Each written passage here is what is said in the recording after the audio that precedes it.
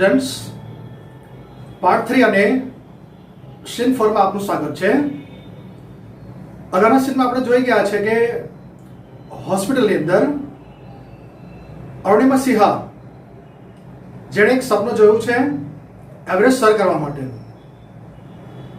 ટ્રેનમાં એક પગ ગુમાવેલો, પરંતુ કૃત્રિમ પગ સાથે ટ્રેનિંગ લેવા માટે એ ઉત્તરકાશી પહોંચી જાય છે। ત્યાં આગળ જઈને એ બચેન્દ્રી પાલને મળે છે અને પછી આગળ શું કરે છે કાર્યમાં, તો આપણે આ સીન 4 ની અંદર મિત્રો હવે આપણે જોઈશું। એને સીન 4 એ મિત્રો આપણા લેસનનો લાસ્ટ સીન છે। I arrived at Everest Base Camp on 11th April 2013. To arrive એટલે આવી પહોંચવું। I arrived at Everest Base Camp. હું એવરેસ્ટ બેઝ કેમ્પ આવી પહોંચી on 11th April 2013. 11મી એપ્રિલ 2013 ના રોજ। તો 11મી એપ્રિલ અને 2013 ના દિવસે અરુણિમા સિંહા એ એવરેસ્ટ બેઝ કેમ્પ ઉપર પહોંચી જાય છે। મિત્રો તમે જોઈ શકો છો આ બેઝ કેમ્પ અને તારી સિચ્યુએશન્સ બધી આ પ્રકારની હોય છે। અલગ અલગ પ્રકારના તંબુઓ, બધા ટેન્ટ લગાવેલા હોય છે। બાકીની થોડી પ્રાઇમરી લેવલની એવી સુવિધાઓ છે એની અંદર। તો ત્યાં આગળ અરુણિમા સિંહા પહોંચી જાય છે। Exactly 2 years had passed. બરાબર 2 વર્ષ પસાર થઈ ચૂક્યા છે। Since I was thrown out of the moving train. અને ચાલતી ટ્રેનમાંથી બહાર ફેંકાઈ જવાને હવે એક્ઝેક્ટલી 2 વર્ષ પસાર થઈ ચૂક્યા છે। તો અરુણિમા સિંહાને ટ્રેનમાંથી ફેંકી દેવાયેલી એ જે સમય, તો એ સમય પછી 2 વર્ષનો સમયગાળો વીતી ચૂક્યો છે। At the camp, nobody seemed to know that I had an artificial leg. At the camp, કેમ્પમાં nobody seemed, કોઈને ખબર ન હતી, nobody seemed to know that, કોઈને ખબર ન હતી કે I had an artificial leg, મને અથવા તો મારો એક પગ કૃત્રિમ પગ છે, આવી કોઈ વ્યક્તિને ખબર હતી નહીં। સાથે જે એવા પર્વતારોહક હતા, સાથે આજુબાજુની અંદર અથવા તો જે પર્વતારોહક કરવા માટે આવેલા જે બીજી વ્યક્તિઓ હતી, તો એમને કોઈ વ્યક્તિને ખબર ન હતી કે અરુણિમા સિંહાને જે એક પગ છે અને ખરેખર એક કૃત્રિમ પગ એનો રહેલો છે। વન ડે while returning, એક દિવસે પરત ફરતી વખતે my left leg got wet with snow. બરફથી મારો ડાબો પગ પલળી ગયો હતો। because I had slipped a couple of times on the slippery surface.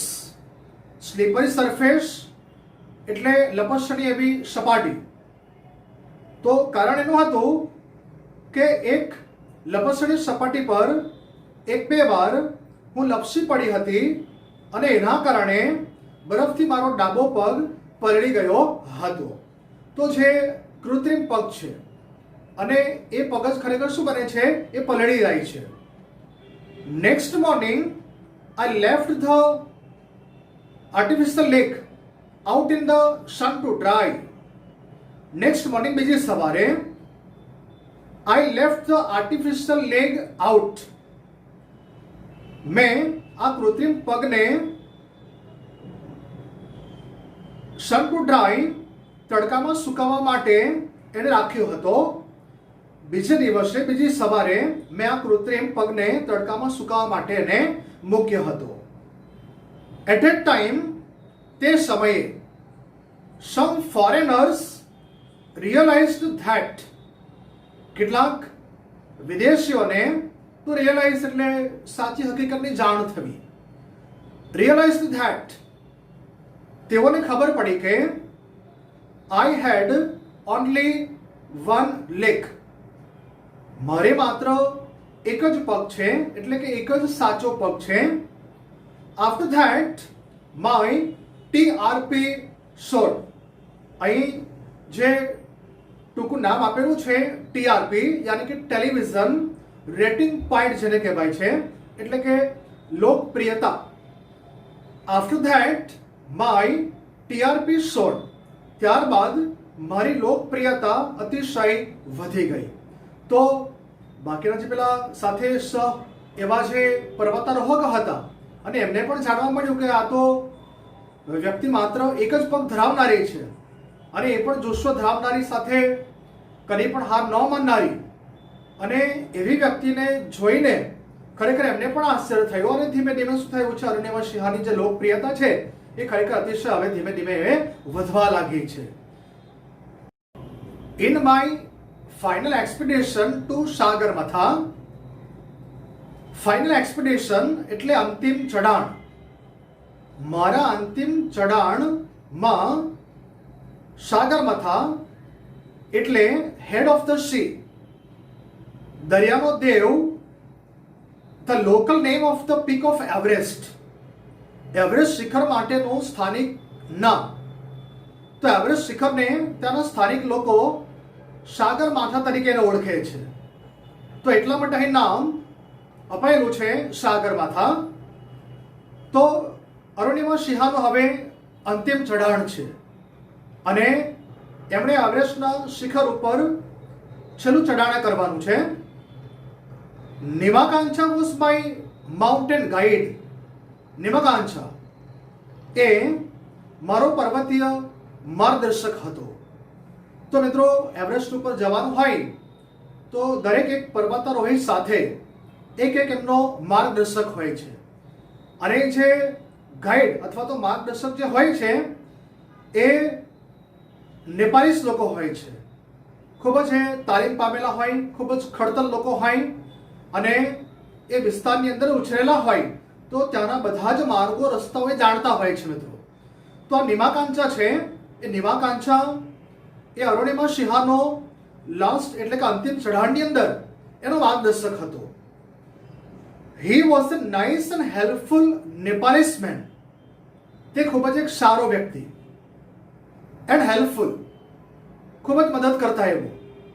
નેપાળીસ main એક નેપાળી વ્યક્તિ હતો, નેપાળથી આવનારો એ માર્ગદર્શક હતો. Who use to scold me at times when upset. To scold, ઠપકો આપવો, ખીજાઈ જવું, ખીજાવું. Who use to scold me, જે મને ખીજાતો હતો, એટ ટાઈમ્સ, ક્યારેક, વેન અપસેટ, જ્યારે તે અપસેટ થઈ જતો હતો ત્યારે ક્યારેક ક્યારેક મને ખીજાતો હતો. તો વચ્ચે કંઈક કપરું ચઢાણ આવી જાય, કોઈ પ્રકારની મુશ્કેલી આવી જાય, અરુણિમા સિંહા તરત થોડી વાર માટે રોકી જાય, તો એ વખતની અંદર પેલો ગાઈડ નિમાકાંચા એ થોડુંક એ પણ અપસેટ થઈ જતો કે હવે આ એક કૃત્રિમ પગ સાથે એમનું છેલ્લું ચઢાણ, કપરું ચઢાણ જેને કહેવાય, તો એ આગળ એને જવાનું છે. તો એ કદાચ અરુણિમા સિંહા ન પણ ચડી શકે અને એની સાથે સાથે એ પેલો માર્ગદર્શક પણ શું કરે છે, એ પણ થોડોક અપસેટ થાય અને શું કરે છે, અરુણિમા સિંહાને જરા ખીજાવાનું કામ એ કરે છે. The last trek to the peak of Everest began. The last trek, અંતિમ કેડી, અંતિમ હવે રસ્તો. To the peak of Everest began, Everest શિખર તરફ જતો એ શરૂ થયો. તો એવરેસ્ટ શિખર ઉપર જતા જે છેલ્લો અંતિમ જે કેડી છે એ કેડી ખૂબ જ ભયાનક હોય છે મિત્રો, ખૂબ જ જોખમી હોય છે. It was a very dangerous narrow path. તે કેડી ડેન્જરસ એટલે કે જોખમી, વેરી ડેન્જરસ અતિ જોખમી, નેરો પાથ એ સાંકડી હતી. તો આજે છેલ્લો રસ્તો એટલે કે છેલ્લી કેડી જે હોય છે મિત્રો, તો એની અંદર માર્ગની અંદર બરફની ધાર અને એના જેવા રસ્તા ઉપરથી ચાલવાનું હોય છે. અને જો ત્યાંથી કોઈ પ્રકારની ભૂલ કરી હોય અને જો લપસી ગયા હોય તો સીધા ત્યાંથી નીચે 10,000 કરતાં પણ ઊંડી એવી ખીણની અંદર પડી જવાતો હોય છે મિત્રો. અને એવરેસ્ટનું જે સ્વપ્ન લઈને માણસ અથવા તો પર્વતારોહી ગયેલો હોય તો ત્યાં જ એનું સ્વપ્ન અધૂરું જ પૂર્ણ થઈ જતું હોય છે. તો આવી કેડી, અંતિમ કેડી આ અરુણિમા સિંહાએ શું કરી છે એને ચડવા માટે હવે શરૂ કર્યું છે ત્યાંથી. I slipped and fell once. એકવાર હું પણ લપસી પડી. Even my oxygen was running out. પણ મારો ઓક્સિજન પણ હવે ખતમ થઈ રહ્યો હતો. I was struggling with my paining leg. Paining leg એટલે પીડા થતો છે, પીડાદાયી એવો જે પગ હતો. તો આજે આર્ટિફિશિયલ લેગ, કૃત્રિમ પગ, જેની સાથે એને એવરેસ્ટ ચડવાનું હતું, તો એ ક્યારેક બરાબર બેસવાના ન કારણે એ ક્યારેક ખૂંચી જાય છે, ક્યારેક એને પગની અંદર પેન કરવા લાગે છે, એને દર્દ થવા લાગે છે. બીજી બાજુ પેલું કપરું ચઢાણ છે, એક તરફથી આ પગ પણ એને શું કરે છે, થોડી ઘણી એને પરેશાની કરાવે છે. તો I was struggling with my paining leg. પીડા આપી રહેલા મારા પગ સાથે હું સંઘર્ષ કરી રહી હતી. અને સંઘર્ષ તો પેલા પર્વત સાથે કરવાનો છે, પણ એની સાથે સાથે એના પગ સાથે પણ શું કરવું પડે છે, એને સંઘર્ષ એને કરવું પડે છે, એને સ્ટ્રગલ કરવી પડે છે. My Sherpa said I must quit. I quit યાની કે છોડી દેવું. તો મારા શેરપાએ મને ઉપર ચડવાનું છોડી દેવા માટે મને કહ્યું. અહીં જે શેરપા શબ્દ આપેલો છે મિત્રો, એ ત્યાંના જે માર્ગદર્શકો, જેને આપણે ગાઈડની વાત કરીએ, અને ત્યાંના જે લોકલ લોકો છે અને જે ખરેખર આ પ્રકારે પર્વતારોહણનું કામ કરનારા છે, એની અંદર માર્ગદર્શન આપનારા છે, તો એવી વ્યક્તિઓ માટે શેરપા તરીકે ત્યાંની વ્યક્તિઓએ ઓળખાય છે. તો my Sherpa said I must quit. મારા શેરપાએ મને કહ્યું કે હવે ખરેખર મારે શું કરવું છે, અહીંથી મારે અહીં છોડી દેવું જોઈએ. But I knew that there was no going back. પણ મારે પાછા નથી વળવાનું. મને ખબર હતી કે અરુણિમા સિંહ વિચાર કરે છે કે એક નાનામાં નાનું એક પગલું ભરી ભરીને આ એક અંતિમ પડાવ સુધી હું આવી છું. તો હવે ગમે એટલી મુશ્કેલી પડે પણ તેમ છતાં પણ શું કરવાનું છે, હવે થોડુંક નાની અમસ્તી એક ડગલું બાકી રહેલું છે હવે, અને એવરેસ્ટના ટોપ સુધી એને પહોંચવાનું છે. તો એ કદી પણ પીછેહટ કરશે નહીં. અને એ અરુણિમા સિંહાને ખબર હતી. આઈ પુશ્ડ ફોરવર્ડ. મેં મારી જાતને આગળ તરફ ધકેલવાનો પ્રયત્ન કર્યો. મેં મારી જાતને આગળ તરફ ખેંચવાનો પ્રયત્ન કર્યો. Though my Sherpa kept insisting that I should return. શબ્દ લખેલો છે એટલે keep insisting એટલે આગ્રહ કરવાનું શરૂ રાખવું. તો મારો શેરપાએ મારે પાછું વળી જવું જોઈએ એવું સતત એ કહેવા માટે શું કરે છે, એને કહ્યા કરે છે, અથવા તો આગ્રહ એ રાખ્યા કરતો હતો. છતાં પણ શું કરે છે, અરુણિમા સિંહ એ પોતાની જાતને આગળ તરફ એને એ ધપતી રહેવા માટે પ્રયત્ન એને કરે છે. I have enough oxygen to reach the summit. Arunima Singh વિચાર કરે છે કે આઈ હેવ ઇનફ ઓક્સિજન. મારી પાસે પૂરતો ઓક્સિજન હતો two reach the summit. Summit સુધી પહોંચવા માટે, એવરેસ્ટના ટોપ સુધી પહોંચવા માટે, જ્યાં સુધી એને પહોંચવાનું છે, અને ત્યાં સુધી પહોંચવા માટે એની પાસે પૂરતો ઓક્સિજન હતો. And હોઇસ્ટ the countries flag. અને જે દેશનો ધ્વજ લહેરાવાનો છે, તો એ ધ્વજ લહેરાવા માટે અથવા તો ત્યાં સુધી લહેરાવે અને ત્યાં સુધી શું છે, એની પાસે પૂરતો ઓક્સિજન હતો. તો ઉપર જતાની વેળા ઘણી બધી હવા એકદમ પાતળી થઈ જાય છે મિત્રો, અને ઓક્સિજનનું પ્રમાણ એકદમ ઘટી જાય છે. તો ત્યાં આગળ ઓક્સિજનની બોટલ્સોની જરૂર પડે છે. તો જેમ જેમ કેમ આગળ જતા જાય છે અને તેમ તેમ આ પર્વતારોહીઓ છે, અને એમને પણ શું કરાય છે, ઓક્સિજનની બોટલ એમને આપવામાં આવે છે. પણ અંતિમ પડાવ હોય છે, અને ત્યાં આગળ એકદમ હાઈટ ઉપર જવાનું હોય, તો નાની સરખી વસ્તુ હોય એનું પણ ઘણું બધું વજન લાગતું હોય મિત્રો. એટલે એમને પાછા ફરી રહે એટલો જ એમને ઓક્સિજનની બોટલ અપાયેલી હોય તો નિર્ધારિત સમયની અંદર એમણે ત્યાં સુધી પહોંચવાનું હોય, નિર્ધારિત સમયમાં પાછા એમણે નીચે પણ આવી જવાનું હોય અને જે આપેલો મર્યાદિત એવો જે ઓક્સિજનની બોટલ છે તો ત્યાં સુધી એમણે ચલાવવાની પણ હોય છે. તો એટલા માટે અરુણિમા સિંહ કહે છે કે એની પાસે પૂરતો ઓક્સિજન હતો કે જે ઓક્સિજન દ્વારા એ શું કરી શકે છે, ટોપ ઉપર પહોંચી શકે છે અને દેશનો શું કરી શકે, ધ્વજને પણ એ આગળ જઈને ટોપ ઉપર પહોંચીને એ ધ્વજને પણ લહેરાવી શકે છે. What happens afterwards doesn't matter anymore. ત્યારબાદ શું થશે તેનાથી મને કોઈ ફેર પડતો નથી. I told Nimakansha firmly. મેં નિમાકાંચાને મક્કમતાથી જણાવી દીધું. ફોર્મલી એટલે મક્કમતાથી. અરુણિમા સિંહ એનો જે ગાઈડ છે ને મક્કમતાથી એને શું કરે છે ને જણાવી દે છે. Remember, none can defeat you until you કન્સીડ.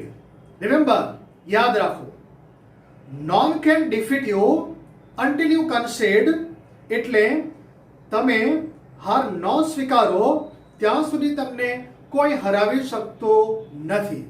અને બિલકુલ મિત્રો આ સાચી વાત છે કે જ્યાં સુધી આપણે મનથી હાર માની લઈએ તો જ આપણે હારેલા છે.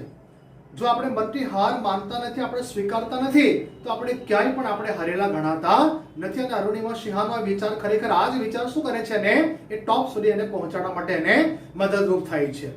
તો એને નિમાકાંચાને સ્પષ્ટ બાબત જણાવી છે કે હું હારી નથી અત્યારે સુધીમાં અને જો નથી હારી અને એટલા માટે શું કરવાની છે, હું ટોપ ઉપર પહોંચવાની છું. Yes, occasional failures will test you. Occasional પ્રસંગોપાત, ક્યારેક ક્યારેક. હા, ઓકેશનલ ફેલર એટલે પ્રસંગોપાત મળતી જે નિષ્ફળતાઓ છે વિલ ટેસ્ટ યુ એ જરૂરથી તમારી શું કરશે, કસોટી કરશે. બટ કીપ ટ્રાઇંગ, પણ પ્રયત્ન કરતા રહો. તો આ એક અંતિમ વિચાર હતો. એ જ અરુણિમા સિંહને એ ટોપ સુધી એને લઈ જાય છે. જ્યાં જ્યાં એને મુશ્કેલી પડેલી, જ્યાં જ્યાં એનો પગ ખૂંચે, જ્યાં જ્યાં લપસી પડે છે, જ્યાં જ્યાં એને થકાવટ લાગે છે અને મિત્રો ત્યાં એવું વિચાર કરે છે કે આ બીજું કાંઈ નથી પણ આ જે મુશ્કેલીઓ છે એ મારા માટે એક પ્રકારની ભગવાન અત્યારે કસોટી લઈ રહ્યો છે. જો આ કસોટીમાંથી હું પાર થઈ જઈશ અથવા તો એમાંથી હું પસાર થઈ જઈશ તો ચોક્કસપણે હું ટોપ ઉપર પહોંચી જવાની છું. અને ખરેખર આ જ વિચાર શું થઈ શકે છે, માટે એ ખરેખર ટોપ ઉપર એ પહોંચી શકે છે. Some doors of opportunity will certainly open.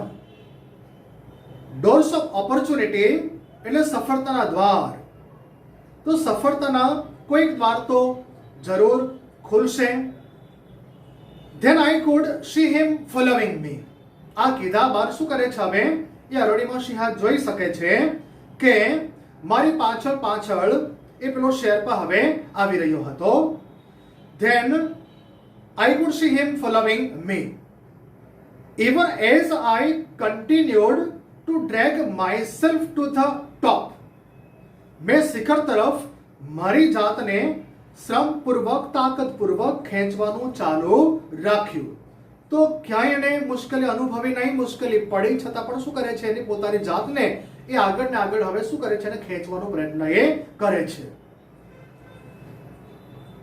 The drag continued till it finally happened.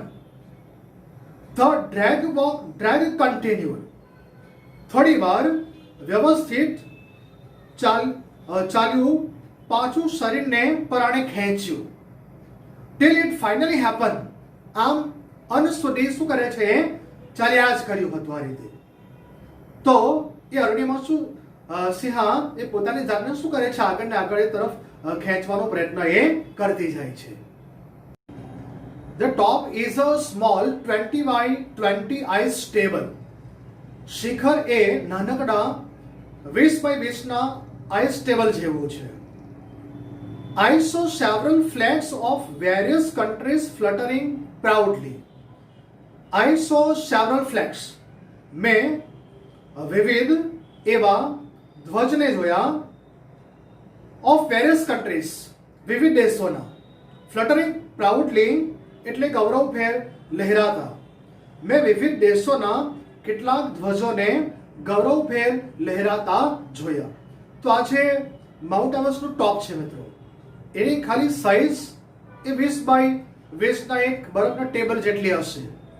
અને ત્યાં આગળ અરુણિમા સિંહા એ જોઈ શકે છે કે અલગ અલગ કન્ટ્રીઝ વિવિધ દેશના લોકો આવેલા હશે. પર્વતારોહકો ઘણા બધાએ પ્રયત્ન કરેલો. તો જે પણ દેશનો વ્યક્તિ આવેલો હોય અને ટોપ સુધી પહોંચેલો હોય મિત્રો, તો પોતાના દેશમાંથી કંઈક નિશાની લાવેલો હોય અને ખાસ કરીને પોતાના દેશનો રાષ્ટ્રધ્વજ લાવેલો હોય છે. તો એને શું કર્યું હોય, એમણે એ ટોપ ઉપર એમણે લગાવ્યો હોય. એટલા માટે ઘણા બધા વિવિધ પ્રકારના દેશના જે બધા રાષ્ટ્રીય એવા જે ધ્વજ હતા એ બધા આગળ લહેરાતા હતા. I had lived this moment so many times in my mind. મેં આ ક્ષણને મારા મનમાં એટલી બધી વાર જીવી હતી. That I did not have to be told. કે મને એવું જાણવાની જરૂર ન હતી કે that finally I had arrived. અંતે હું આવી પહોંચી હતી. તો આ છે અંતિમ ક્ષણ જેને કહેવાય ટોપ ઉપર પહોંચવાની. તો એ ટોપ ઉપર પહોંચવા પહેલા અરુણિમા સિંહા મનથી અનેક વાર એ શું કરે છે, એ એવરેસ્ટના ટોપ ઉપર એ પહોંચી જાય છે મિત્રો. એક ક્ષણને એને વારંવાર મનની અંદર એને દોહરાતી જોઈ છે. વારંવાર શું કરી છે એમણે મનની અંદર એને આ રીતે જોઈ હોય. At 10:55 AM on 21st May 2013, I was on the top of the world. At 10:55 AM, તો સવારનો સમય 10:55 on 21st May 21મી મે 2013 અને 2013નું વર્ષ હતું. I was the top of the world. અને હું દુનિયાના સર્વોચ્ચ શિખરે હતી. તો આપણે જોઈ શકીએ કે એનો જે પોતાનો પ્રયત્ન હતો એ પ્રયત્ન ખરેખર સફળ ગયો છે. અને 10:55 21મી મે 2013ના વર્ષની અંદર શું કરે છે, એ પોતાનો એ પગ એવરેસ્ટ શિખર ઉપર મૂકે છે. અને જે એક એમ્પ્યુટી તરીકે એટલે કે અપંગ તરીકે પણ શું કરે છે, એમનો પોતાનો જે રેકોર્ડ એમને નોંધવાનો હતો એ રેકોર્ડ ખરેખર પોતાના નામે એ કરીને જ રહે છે. I felt like dancing, crying and laughing the same time. મને તે સમયે એક સાથે ડાન્સિંગ નાચવાનું, ક્રાઇંગ રડવાનું અને લાફિંગ એટલે હસી પડવાનું મન થયું. My mind was a kaleidoscope of emotions. મારું મન સતત બદલાઈ જતી લાગણીઓનું કેલેડોસ્કોપ બની ચૂક્યું હતું. Everyone has a reason to be alive. દરેકને જીવતા રહેવા એક કારણ જોઈતું હોય છે. Maybe this was mine. કદાચ મારા માટે આ કારણ હતું.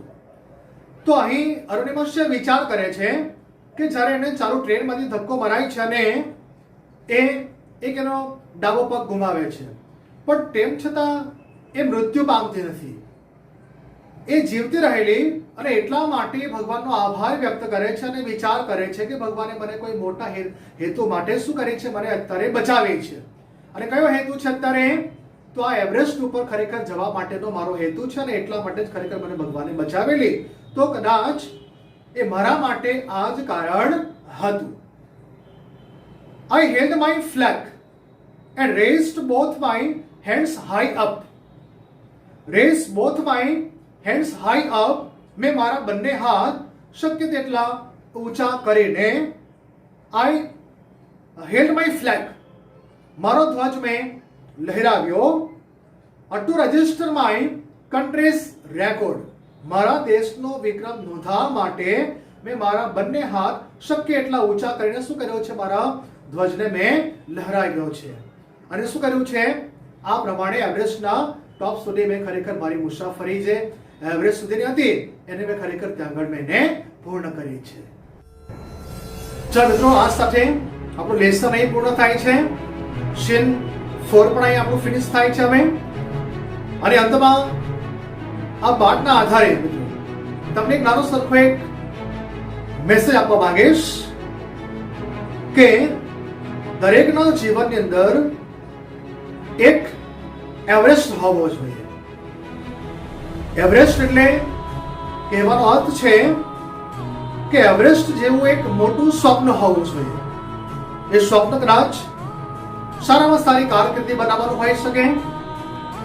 એ એવરેસ્ટ એટલે કદાચ સારામાં સારી તંદુરસ્તી પ્રાપ્ત કરવા માટેનું હોઈ શકે. એ એવરેસ્ટ એટલે કદાચ જીવનમાં જે બી આપણે વસ્તુઓ ઈચ્છીએ છીએ એને આપણે પામવા માટેનું હોઈ શકે છે. અને જો કદાચ આપણે એ સ્વપ્ન જોયા બાદ જો એને મેળવવાની અંદર અરુણિમા શિહાની જેમ જો મક્કમ રહ્યા તો તેણીની જેમ જ આપણે પણ શું કરી શકીએ છીએ, એ ટોપ ઉપર આપણે જઈ શકીએ છીએ. મિત્રો અહીં અટકીશું આપણે હવે. That's all. Thank you for the day.